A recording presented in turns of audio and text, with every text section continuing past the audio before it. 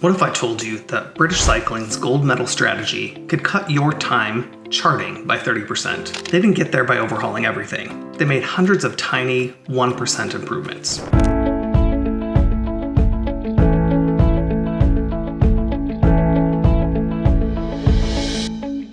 Hi, I'm Dr. Ben Reinking. I'm a pediatric cardiologist, coach, and the founding The Developing Doctor. I've worked in academic my entire career, and after nearly 20 years in clinical practice, I've seen firsthand how the demands of medicine can drain even the most passionate, dedicated physicians. I love watching people compete, whether it's an NFL game, the Olympics, or a high school track meet. There's something inspiring about watching people push themselves to the next level. Part of what is so inspirational is the awareness of all the unseen hours that go into each competition. The failures, setbacks, and tiny step forward happen at practice when no one is watching.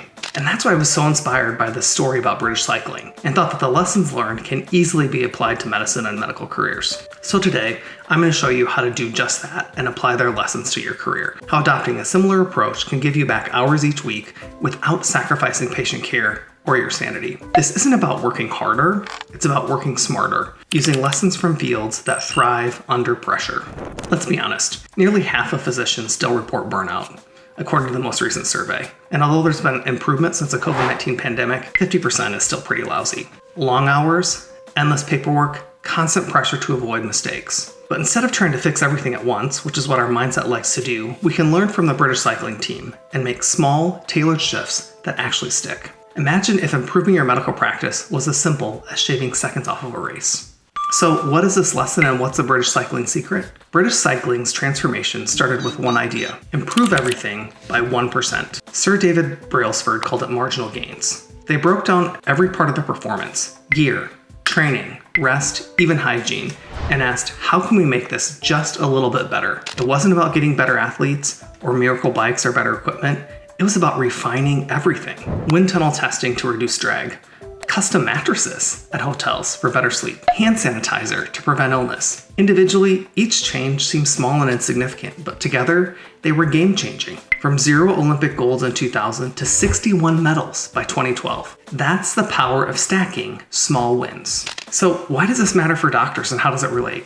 Well, in medicine, we are trained to chase big fixes: the cure, the immediate removal of an abscess, a new EHR, a new policy, a new workflow, a new hospital. Physicians who are burned out feel that they need a new job or a new career entirely and will leave clinical medicine. But what if small, consistent changes were more powerful than blowing up your entire life? The BBC estimates that there are 7,500 preventable deaths each year in English hospitals due to avoidable mistakes. The lesson here isn't to blame individuals. It's to build systems that catch errors early, just like the British cycling team did with performance, or aviation does with safety. So what does this look like in real life, and how can we make this translate into our practices? First, check out those note templates. Custom EHR templates for common diagnoses can save 12 minutes per encounter. That's hours back per week. Option next is batch your labs. Instead of checking them constantly, review results at a set time each shift or during your clinics. Consider closing clinic slots and using that time to review labs. If you use time-based billing and review labs the same day as the encounter, that time spent reviewing labs counts as billable time. That can more than make up for the canceled clinic visit. Doctors who do this report saving 30 minutes a day. Fewer interruptions? Check. Less fatigue? Check. Improved productivity? Check. Next option is to use checklists. The Michigan Central Line checklist saved 1,500 lives in 18 months just by simplifying central line placement. Simple, powerful, and proven. Follow a 2-minute rule. If a task takes less than 2 minutes, do it immediately. One ER doc reported that her messaging backlog dropped by 70% with this rule. Option next, record patient instructions rather than writing them down or typing them out. One pediatrician that I worked with started using voice memos for discharge instructions. If that doesn't work, you can create templates. You can easily save time per discharge, up to about 15 minutes. It's also clearer for families and faster for you.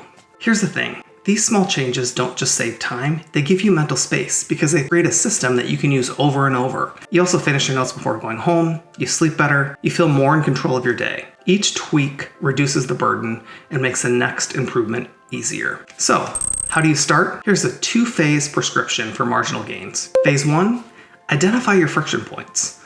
On your next shift or clinic or OR slot, notice 3 places where things slow down or get frustrating. Maybe it's dealing with lab results. Maybe it's repeating the same instructions over and over. Maybe it's writing the same note for the 5th encounter during the day. Don't try to fix your whole week, just focus on these 3 snags from one day. That's exactly what British Cycling did to win the gold. Phase 2, stack your habits and log near misses. Habit stacking means trying a new improvement or tying a new improvement to something that you already do. Review your notes when you're drinking your morning coffee. Check vitals after hand washing. The brain loves patterns, use those. Batch disruptions. Set 2 windows per shift to check messages or non-urgent pages. Pilots use near-miss logs to catch problems early. Why don't we? Jot them in your phone or on a whiteboard. Patterns emerge fast. There are several ICU case studies reporting findings at least 3 risks in a month and fixing them with your team. One hospital, Virginia Mason, cut liability premiums by 74% with this approach. This isn't about paperwork, it's about learning from what almost went wrong. These changes are already working.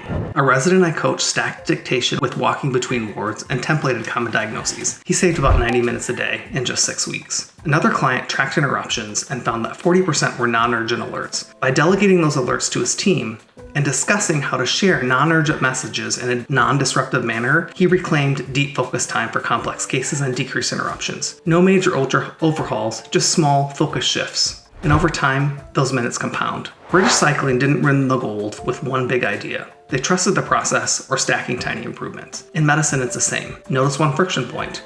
Try one small tweak. Let the results build. You don't have to fix everything. Just make one thing slightly better. Burnout doesn't come from personal failure.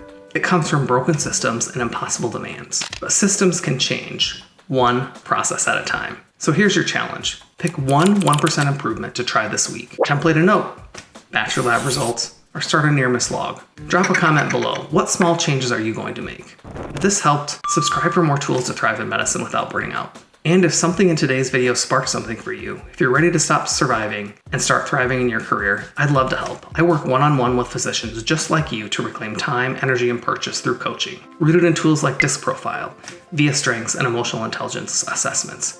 You don't have to do this alone. Visit thedevelopingdoctor.com to learn more about coaching, courses, and free resources. And if you're ready to take the next step, schedule a free discovery call. We'll talk about where you are, where you want to go, and how we can get there together. This is Dr. Ben from The Developing Doctor. Thanks for watching.